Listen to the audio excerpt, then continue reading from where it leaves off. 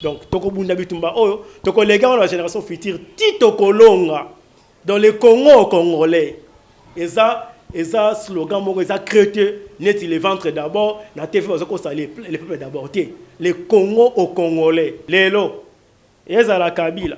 Oyo caméra présenta kabino elimino moto, ache la bino kimia, atuko cha kimia te. Oyo pen kandeko Kabila azo ache lelo ndeko Chilombo, akuko cha pe kimia te parce que ça va prérogative na yete. Et ba bisa ki tika na tapis rouge na ba honneur na yo. Gestion à Congo kanga monoko. Ngai na place ndeko Chilombo tamba ke pesa Union africaine. Non avant na zo présidence à Union africaine. Ba voisin na ngai est, bo tshela ngai kimia non parce que bino na ko diriger bino ndenge na mboka na ngai, mopanzi wana bino bo se ko tshela ngai kimia te. Asali yango te. Ya on a biso que non azana logique ya ba honneur. Il y a comme un manuscrit, un archive qui est dans la Kabou. Mais dans le ya ba Congolais, tu bénéficier de l'autre côté. Tango Ndeko Martin Fayulu, le président élu, accueilli jusqu'à ce qu'il y a Kobimisana, moto à Batamana Simakabila, Tangina comme Kagame. Bah, tu sais comprendre la route d'Engene. Au comme on a Kagame, tu sais comment on Kabila.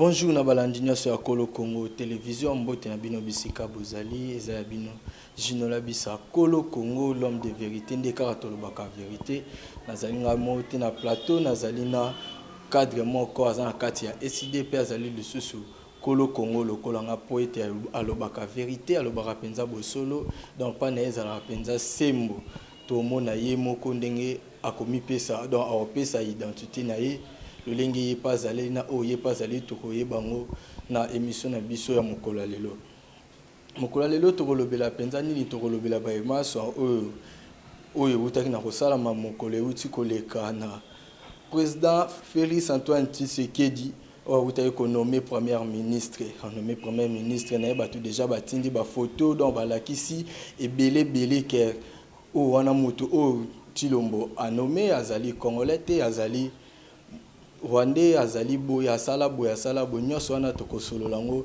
lelo pona vérité ebima Petro sola lisusu na makambo oyo ezali na président Eli Martin Fayulu alobaka mingi ya sortie de crise parce que tozo tala kaka donc ndenge tozo continuer kaka Congo tozo tambola tozo kende solution eza kaka te toyeba ke président Eli apesa ni livre oyo ya sala sortie de crise apesa ngo Félicito azanango kaka ye moko tia kozwa bokonzi na kati ya Congo po ete ye moko nde asalela ngo pe tokoyeba nyonso oyo bombama na kati wana ndeko Mike azali na sima ya caméra na pesi mbote ndeko Moïse côté montage bino nyonso ya bino penza yango soki naza kitoko bezali grâce na bino ndeko Mike so toza monoko moko fongolela ngana yamba invité na biso mokola lelo. Bonjour. On se présenter parce que dans la lobby comme qui on se présenter.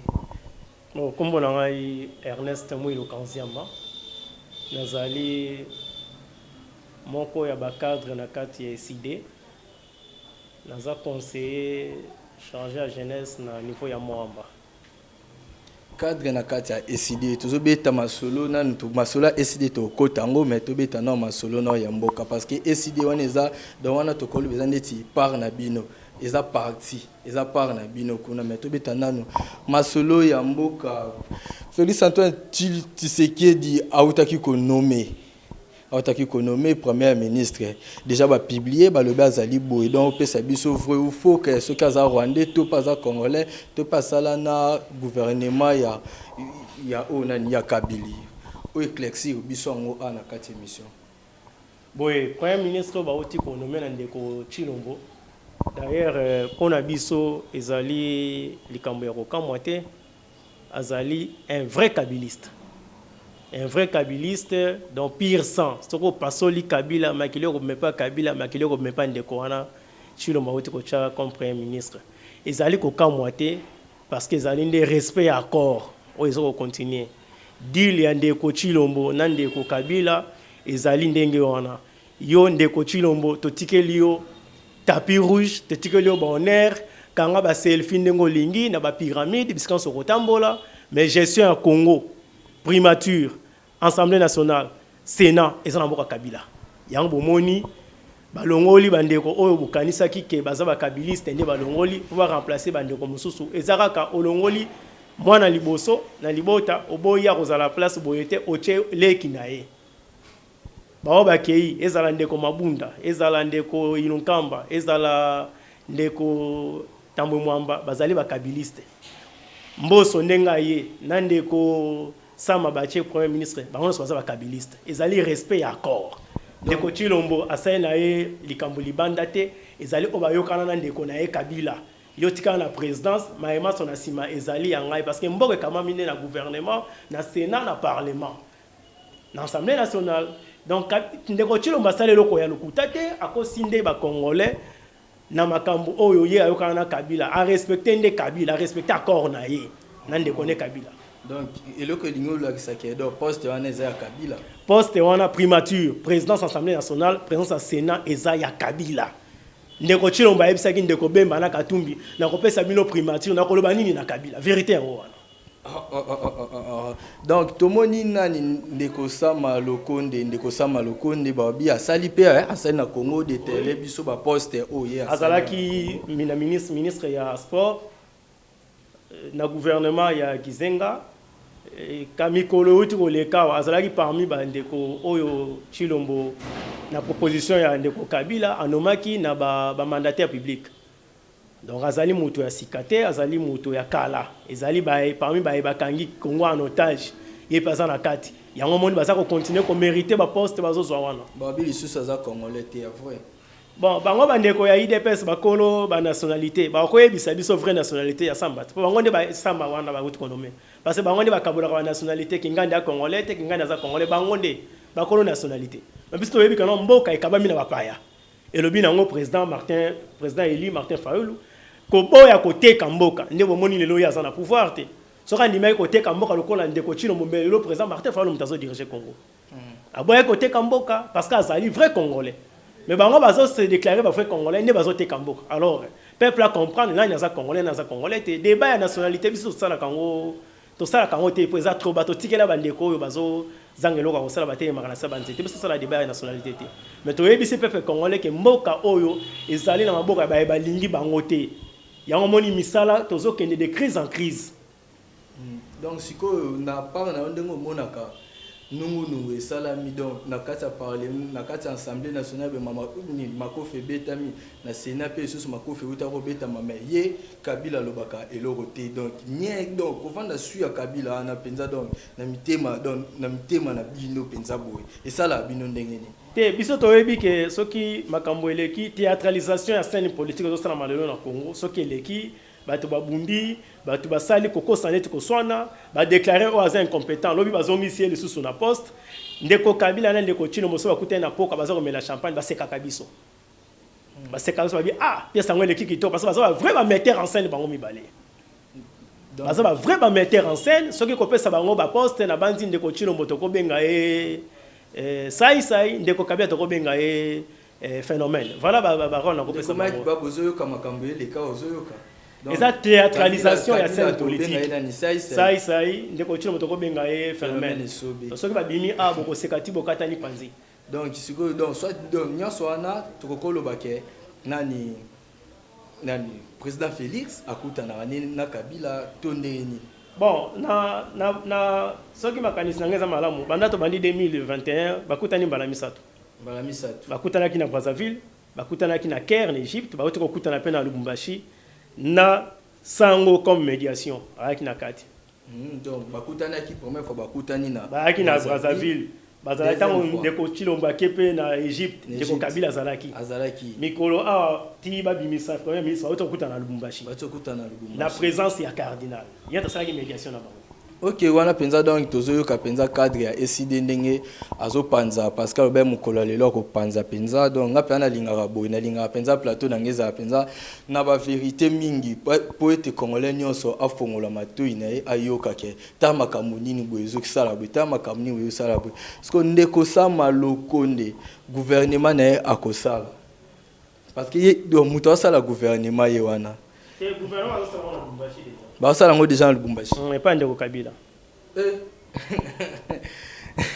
ndeko Moïse Bat côté montage ozo kama kambo déjà donc gouvernement ezo sala ma déjà wapi gouvernement ezo sala ma na Lubumbashi pas ya polo pouvoir ah oui siko wana za révélation to ezanini mais biso to soki to lobi bazo ndima te mais tant ba makambo ezo kokoma nde bazo pesa biso raison malheureusement bazo la sincérité te fallait ba le kabalo ba président élu na bandeko bazo na kati décider bazo bunda ensemble na yo makambo lobaki yango ezo komela biso to lobaki ke ba kabiliste ba ko remplacer ba kabiliste lelo to za wapi lelo to zali wapi est-ce que soki papa yena bana na libala mama yena bana na libala basangisi mais papa na maman bazana problème te bana nde basangisi nde mwa ko soin ezalaki mwa nde mwa entre ba guerre d'esprit ezalaka tango yo yena bana na libala opa yena bana na libala mais yo papa na maman na chambre kuna bolingo ezali au top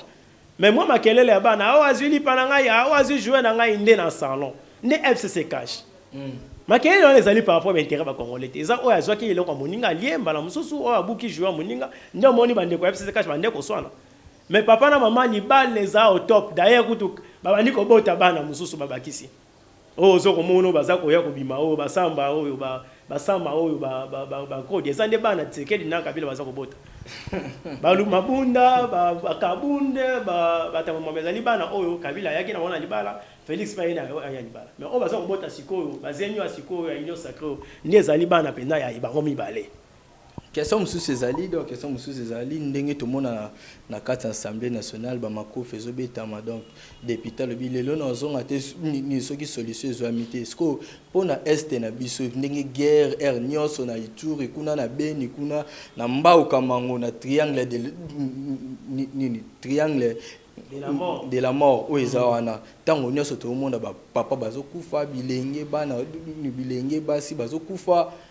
Et donc député ni donc est-ce que député pensa ko ko telema a telemi pe a lobi pe ke donc le ndenge za boto sala 10 jours to la libanda a na kansa assemblée donc il faut guerre na est et si là et koki o salama ah papa motuna on salinga ipasi makasi parce que ezana likambo yo ngai na lala kana la mukaka na kitisela kama ya miso koleka pasi bande kwa est te bande kwa est biso ba congolais biso tozo ko souffrir même bala mususu yo za na ouest oza na centre oki ko zanga courant oki ko zanga mai oko zanga eloka kolia mais o eza motuya mwa kimia muke oki ko zala nango malgré bana oyo ba botela ki biso ba bengi ba kuluna ba pesa ka machette na ba campagne so bazo chebso mal à l'aise bazali mais na pesa ba kasi batata bazo diriger Congo bana bango nani ayebite ka na mboko bakabola ba machette des conteneurs pour la campagne. Dans 2011, 2016, nana ayebi ngote na mboko, ba machete kaboma na mboka. 2016 élections ala te campagne. Mais oui, tant que to sala ba marche awa, to boyi recensement 2015, 2016 to na dialogue. To zaka menacé na ba marche avec des armes blanches. Mais oui, et comme il na kati l'église, ba yeba côté église ensemble na bino, na côté misa na bino pe na sorti ba luki au chat des ordres. Balorota na balabala machette wana. Bande kwa est nous sommes de cœur nabino. Président Martin Faoulou, le président élu, o likona se na bakufi bayebi. Ayebi sarabino soki azwingwende akocha kimia na est. Malheureusement, badongolo miso ba tripoter ti azwa bokonzite ache la bino kimia te lelo ezala Kabila.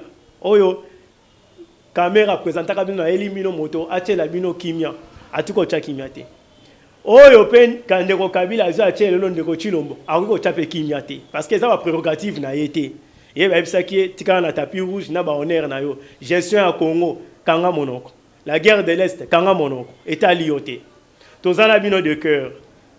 C'est vrai que le gouvernement actuel est côté qui vient à STT. Tozo sengande comme na minute au président élu au promettre qui bino kimia na na koti na bokonzi na été nzamba batela kabino. Ndeko Félix paye par le baki a ozwani ni soki kanko kolotika ye pa kimia. Kolongo la route kanko koloroke na ngona est ndeza makambu ya muke kutu. Kaka administrateur ya Minembwe pour na kolongola ya kokité. Administrateur ya Minembwe auto tchaki to semble que non monsieur le vice-président de la RDC ambassadeur américain parce que il y a ambassadeur américain tu comprends la premier vice-président deuxième vice-président ça ndeko ambassadeur ya Rwanda parce que comme qu'on réagir bango ne va diriger au Congo mais atika na 3 ans atika na 2 ans donc troisième année électorale en passant parce qu'on fongoli parenthèse bandeko ya est. Voilà, ezaka ndeko azali émanation ya peuple. O azu mandat ya peuple. Na ko koloba na mokili mobimba soki est on a kimi ekotité tokoyoka na binoté. Ngai na place ndeko Chilombo tamba ke pesa e Union africaine. Non avant na zo présidence à Union africaine. Ba voisin nga est bo tshela nga kimia non parce que bino na ko diriger bino ndenge na mboka na ngai mopanzi wana bino bo so tshela ngai kimia te. Asali yango te. Ya on a biso que non azana logique ya bonheur. Il y a comme un manuscrit, un archive qui est dans la mais dans le Congolais, tu bénéficier de l'autre côté, dans le mandat où ils ont la Moïbi. Parce que nous avons à côté ça yote ma kokio sala malamu na mboka où yo yibi ya koiba. La voix de Dieu c'est la voix de Dieu. Peuple faut qui était. Bon le loro ya ko sabisa kana comme président. Kasi chino nani ndekone Kabila mtandoma ki. Nani ya bien wote. Comment ndekone donc Moluba soki pena nani ezala. Biso sto ba Congolais. Congolais. Kabila pe Congolais. Papa, Kabila a dirigé 18 ans. Il a fait bengi mon père. Quand il a fait mon colomoso, ça c'est sur de qu'on Congolais, partenaire alternance. Archive ezalit. Bino bato ya média, archive ezalit. Bon, on va imaginer. On de continue au ganga que partenaire na biso alternance pacifique ezane ndeko Kabila. Nana bien ngote. Bon, le autre c'est surtout le autre comment yo kande étranger comment ndeko fayo. Mais ça passe mingi. Moi na mboka fayo mta comment l'étranger. Bandeko mususu bazoye ba makambo ezoko lekate ba komo yebisa ya malade mais to moni ndeko Fayulu makambo zolo ba yango ndezoko koma président élu alobi Kabila moto ako diriger ndeko Fayulu donc azoko loba mais loko ezo sala mate ndeko Fayulu azali koloba azali ko interpeller population parce que ndeko Fayulu esi achaki kaye Nicolas Messa, autre bengi plan de sortie de crise post-électorale na RDC. Tokomana donc tout ça toujours nandeko Ernest Yohana Mutazolo babo solo azolo ba penza donc koloba na esalinga moi jomo penza na kata donc na kati penza ya tima langa penza donc talaka est ndenge ezali on est ensemble donc biso nyonso tout ça penza ensemble to bunda kaka pona kimia ekota so kimia ekotité donc biso pe to zalaka boy mutuka likolo ka bedo ti Kimia et Okota kuna kata este to s'abonner massivement na Kolo Congo télévision to continuer toujours na ndeko Ernest Oazali a penza donc to qui déjà azo limbo la penza azo limbo la to continuer na nukaka na dossier o etali kaka Kabila na nani na Chilombo na gouvernement o to continuer kaka parce que il faut vérité bimaka vérité tango ezo bima nyonso donc mutu nyonso o abatami bo o a comprendre kate donc ayo kaka sauf kaka bango wana penza na lo balanga mingi te parce que boyebi pe identité na nga dona bundela Congo d'autant na bi sauf bango lingo la sabanane sabanzete bato 10e rue parce que bango ndeti moi mutuna bango ebeba e komaka fachi beto do ata fachi ake osuba fachi beto fachi azonguluma na se fachi beto donc conscience penze zo na peuple congolais no surtout kabolita ta yo muta sabanzete ba koza congolais to kabolite jou conscience na yo ekozonga oyo bunda awa oyo bundela ekolo na biso Congo pote kimia ekota kuna na est changement ezala awa na kati ya ekolo Congo tomoni ndeko Kabila akangami kaka kuna na Lubumbashi akangami kuna na Lubumbashi siko to comprendre te oto loba ke nani ndeko Félix aotako otale donc troisième fois donc oui et ça là qui ni rencontre na bango za ndeko Félix mutaotako otale na Lubumbashi siko na Lubumbashi ndenga vandi kuna parce que ya loba nete mutu na sayebi ki loba nete donc ndenga loba te bongo siko vandi kuna Lubumbashi ndeko Félix ake kotala ya kokotala Kabila etake ki aketale étant que chef de l'État. Chef de l'État ndeni aketale chef de l'État aketala président de la République. Donc chef de l'État akotala nini président de la République. Donc président de la République ti lelo c'est Kabila. Oui.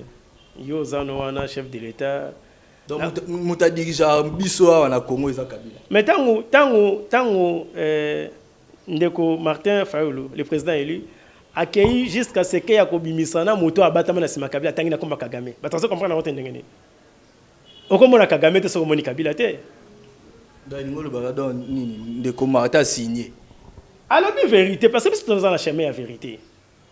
To boy bolia mandat na bino tina suka boya ozonga na chemin ya président élu ya plan de sortie de crise ndenge qui se na ndeko Kabila ya ki mandat ya na 2011 aketi na 2015 2016 ndeko ko salisa ba négociation na Senko i an an après Senko mais alien na mandat nyonso ko ndeko Ernest plan de sortie de crise Bolobango Petro et le Bamakatro Oroyo Kanani Boya Beleli Kuna Zu mégaphone sortie de crise Oroyo Kanani Boya na ben mission sortie de crise Limbole la mobilisation penza bien makamu ya sortie de crise parce que tozo kokate donc tous les jours donc bazolela tozo kokate ce qui kosenga ata donc ni ce qui senga ata plan wana to kendi donc ekendi nanu ata na ngambo wana to ezaka pa na binoti ti année oyo ni pouvoir ya pa na bino mandat oyo moyibi kokoma na suka ba organiser élection donc olimbolela biso na olimbolela biso na sortie de crise donc plan wana na limbola ngona plan de sortie de crise ezali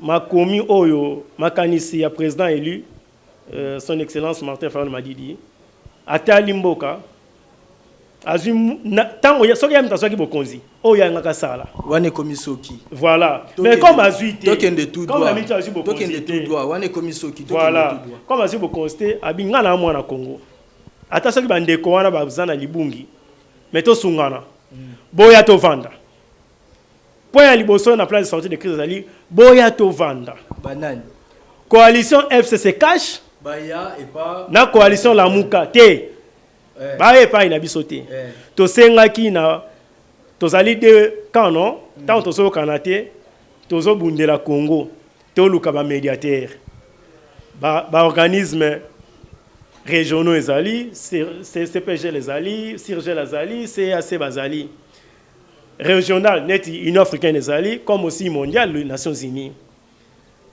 baya na kati ya mboka bandeko na biso ya l'église les pères des églises les évêques que je salue en passant ba ko sunga biso ndeka salaki makambo Seniko parce que na Seniko okomona pe que plan de sortie de crise et corriger moi erreur moko moké ezaki na accord ya Seniko erreur on ezali ndenge nini ezali que avant l'élection fallait tout ça la réforme avant toute cette élection mais tout ça l'élection ça c'est la réforme wana te ya mo to ko ina mbeba oyo plan de sortie de crise premier point bato wana babenga mangomba wana oyo dirijaka ebongisaka makambo na mokili à l'interne comme à l'externe bavandisa les deux camps coalition Lamuka na coalition FCC cash voilà premier point deuxième point tokosala nini tant tovandi tokosolola parce que depuis 1960 le toke na 61e année que Congo est indépendant crise à légitimité il y a des institutions na ba animateurs ba institutions elles ont perduré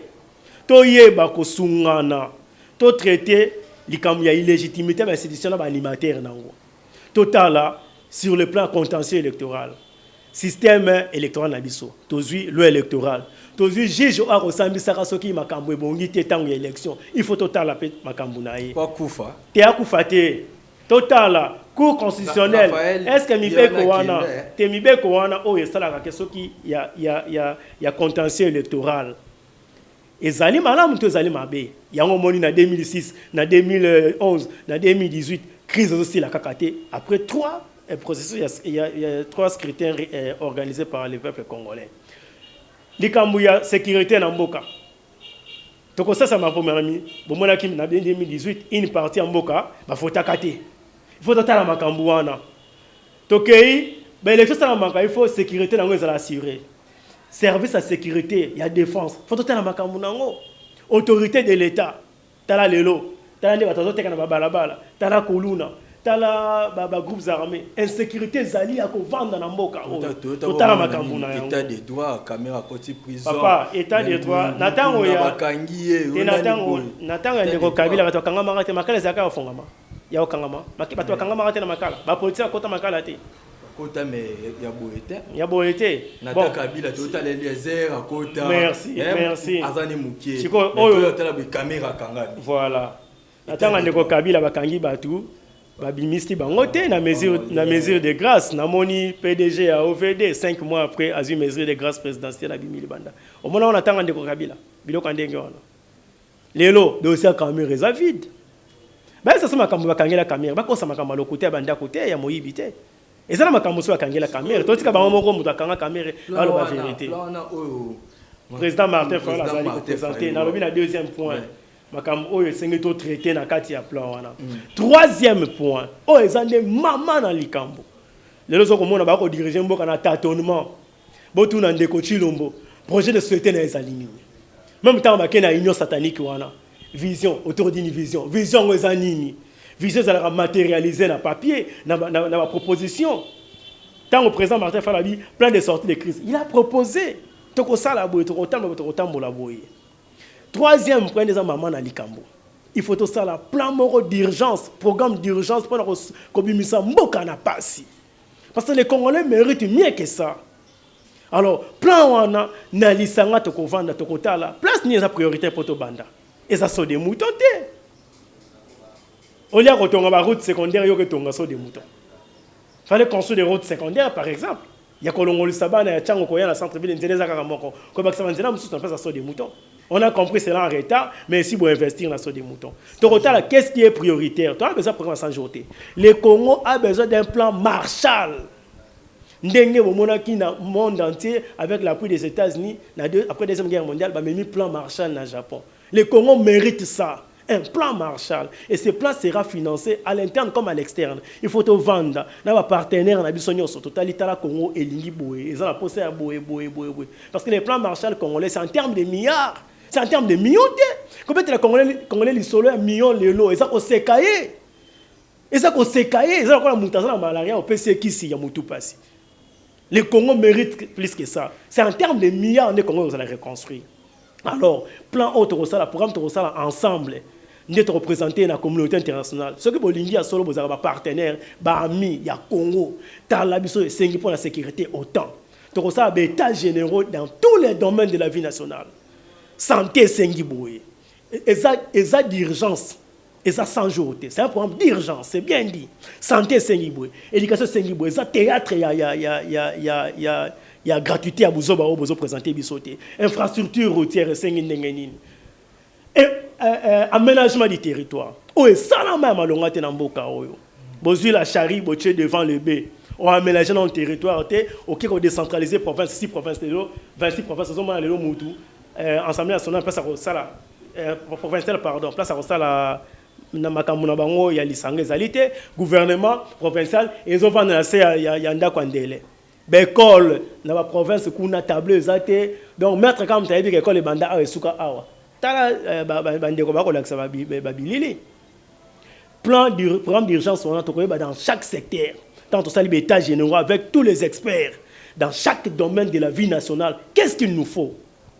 Et na émission que facture wana comment on soutenir en tenant budget ya bololé ya 5-6 milliards et qu'on sait libanda a intervenir yango na masolo wana to senga ki na premier point ndeko Martin Fayol il faut Nations Unies azala il faut les pères des églises bazala pour la repesa moi confiance na biloko to sala il faut bandeko ya Union africaine bazala Sirgel CAC bango so bazala programme d'urgence wana je dis bien il y a des domaines au Congo na et simba maté y ont to souffrir. Infrastructure de base, aménagement du territoire, défense et sécurité. Les forces, il y a sécurité. Qu'est-ce qu'il faut pour les militaires? Pour sécuriser très bien. Facture ça, budget à salité haute. Dans le quatrième point, Ndeko Martin a boy na ba ba na azowe là. Quatrième, ça 4 points.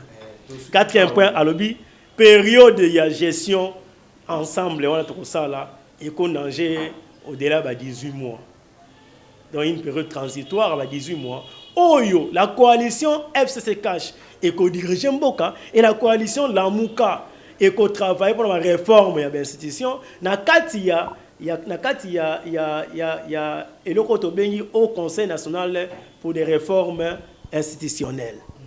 Ndé ko za dirigeant dans la muka parce que ba ko za té yo zo diriger yo mo pour la réforme et si mbaté nek ni bakam ko Félix ça ça en le cas ça la réforme oh il y a ko lukanet ko donc plan de sortie wana mais aussi mbaka raté parce que ça des gens na singana kingo na kabila azo ko ça bande ko na kenon azo kimae parce que ça na singana kingo souci ezali souci zandeni donc plan wana tango salami eza pona Congo. Eza pour na Congo. Eza pour na Congo. C'est pour la président Martin Fayulu ba ba non on peut s'en la ma bengi bande ko lion soto sangana to sala. Pe na période wana ya transition bino besoin na pouvoir bozala kaka wana. Juste pour diriger les problème ezali plan wana apesa ngonde ko Félix a travaillé. Té. Eza pour na Congo. Té loko yo au concevoir to royer ba té soki ba ko sala ndeni. Il faut to tchanga na mesa muno sa ye bango. Muno sa ye bango, muno sa approuver ngo na libanda na kati. Oui. Et ça, on peut s'arrêter parce qu'à cause de la montée. À cause de la montée, à cause de la montée, on est Kabila routine. Parce que dans les Congolais ne vont pas bénéficier, on va bénéficier. On se la bénéficier de tout ça. Ils ont les Congolais bénéficier. Congolais n'a bénéficié. On dit faut vendre de la robe, ils sont tous qui la banque montée. OK. Donc c'est là que ma campagne Nico, Congolais bénéficié. Les lobes élus à Congolais, bazana va pas c'était. On a nommé des députés, on a nommé des sénateurs, on a nommé le président de la République. Ok, to comme na suka émission na biso donc to landi penza na boké binyoso le lenge penza polele et bimi pona sorti donc ni plan ya sortie de crise.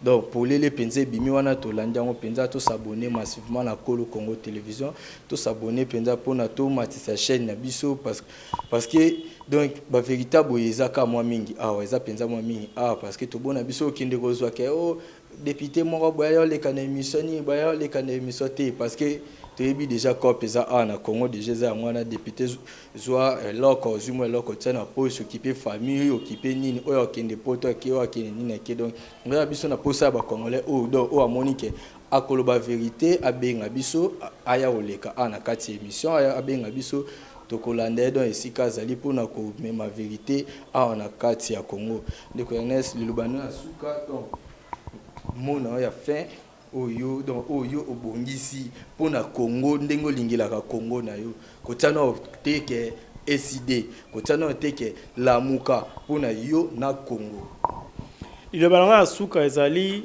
bandeko ba congolais les combats pour la souveraineté pour le développement ya Congo eza impersonnel et puis ça peut intemporel papa na biso ba Kazavubu ba Lumumba ba Kalonji ba Chombe ba Bandakango papa Tshisekedi bazui relais na papa Liao Bambwankem ba continuer le président Martin Fayulu bazali na bandeko ba président Mubake ba carte de ya mboka bazali ko ndima ko bunda bitumba le secrétaire général de Vos Kitoko tous les cadres tous les Congolais qui se sentent vraiment concernés na problème azana sima ya bitumba ezali kambu ekolote ezali kambu ya monokote ya religion tenimité bandeko to tenir bon un jour to ko gagner na kotala histoire ya Afrique du Sud Mandela mtabanda bitumba na ANCT autant histoire Afrique du Sud malam bato ko bundaka bitumba liboso ba Oliver Tambo ba Sylvain Sisulu ba Steve Biko mamsomo ba génération zo bénéficier de l'Afrique du Sud batiko ba bangote